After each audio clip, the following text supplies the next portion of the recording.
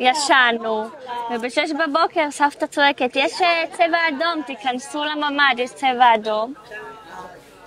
אני ישנתי אצל סבתא שלי עם בדודה שלי, עדן, חיים שלי בלב. נכנסנו לממ"ד, וסבתא שלי לא מפחדת מהאזעקות. וגם עדן לא, הם אמרו, מה את נלחצת? מה? זה ככה אנחנו חיים פה, מה את נלחצת? וסבתא, הדלת של הממ"ד היא נפתחת מבחוץ, גם אם נועלים אותה, ובהתחלה בכלל סבתא לא הצליחה לנעול את הדלת, ורק מהפצצה שאחרי הצבע האדום הדלת ננעלה, וגם החלון, כאילו מההדף של הפצצה, אז הדלת והחלון ננעלו, שזה מזל. שמענו צעקות בערבית. שמענו מה הם מתכננים, כי גם סבתא שלי ליד השער, ומסתבר שסבתא שלי ראתה המונים נכנסים, וראו אותה. והיא רצה לממ"ד, ולא הספיקה לקחת את בילי הכלבה. אז נכנסנו מתחת למיטה, ואנחנו שומעות איך הם מפרקים את כל הקיבוץ ושוברים. ואנחנו שומעות, כאילו אחרי כמה דקות, אנחנו כבר שומעות שזה בתוך הבית, את הדלת, שהם לא מצליחים לשבור והם נכנסו מהחלון, ואז התחיל הקרב של סבתא שלי איתם, שהם מנסים לפתוח את הדלת וסבתא שלי נלחמת בהם. הם חזרו 4 פעמים, וכל פעם הם חזרו גם עם, כאילו בהתחלה הם היו בלי נשק. ואז בפעם השנייה או השלישית הם חזרו גם עם נשק. הם ירו בדלת, נראה שיש תמונה שעדן שלחה לאבא שלה, כי היא כבר סבתא שלי, היא כבר עמדה להתעלף, היא לא יכלה לנשום. 8 שעות, 7, לא יודעת, היא הייתה על הדלת והם נלחמים בה, והם ירו בדלת, וכאילו סבתא שלי החזיקה ככה את הדלת ולא ככה.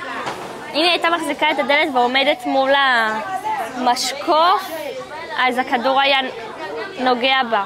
אבל היא עמדה ככה, וזה כאילו כל פרט קטן כזה שחושבים עליו, אז זה נס. על איך שהדלת ננעלה מהבום של הפצצה, על איך שהיא הספיקה לרוץ, על איך שהכדור לא נגע בה, אבל ראינו את הכדור פוגע בקיר, זה ממש עשה חור בדלת של הממ"ד. ובחלון הם גם ירו ודפקו, אבל הם לא הצליחו לפתוח את החלון. וככה 4 פעמים הם חזרו, כל פעם יותר נחושים, וסבתא שלי נלחמת בהם. עם הידיים, להם יש נשקים ולה יש ידיים ואלוהים. ואני מתחת למיטה, סותמת את האוזניים ועוצמת העיניים, אני שכבתי על הבטן מתחת למיטה, והלב שלי ככה עם הרצפה, מסירות, ושמע ישראל אדוני אלינו אדוני אחד. 7 כל השעות שהיינו שם ברצף אמרתי את זה בלי להפסיק.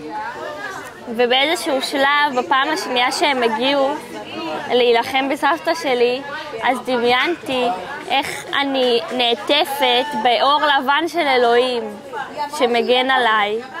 דפקו לנו בדלת הימ"מ, באו, ולא פתחנו להם בהתחלה.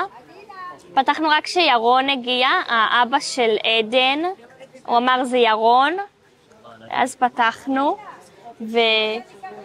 ולקחו, והם אמרו לנו בואו, עכשיו הולכים למקום בטוח. הלכנו לחמ"ל של הקיבוץ, שזה חדר, ממ"ד, שכל הקיבוץ היה, שכולם נכנסו אליו, כל מי שנשאר. ואנשים, הגענו די ראשונות, אז כבר, זה לא היה מסודר כל כך איפה ישימו את הפצועים, איפה הילדים, אז ככה הכל היה ביחד. אז ראיתי את כל הפצועים שבאו, איך תמיד מפתיעים אותנו. כל הטלוויזיה הייתה עם כזה 50 שנה ליום כיפור, כאלה.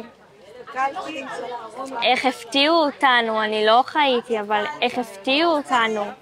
אז אם תמיד מפתיעים אותנו, אז אנחנו ישנים כל היום, תמיד מפתיעים.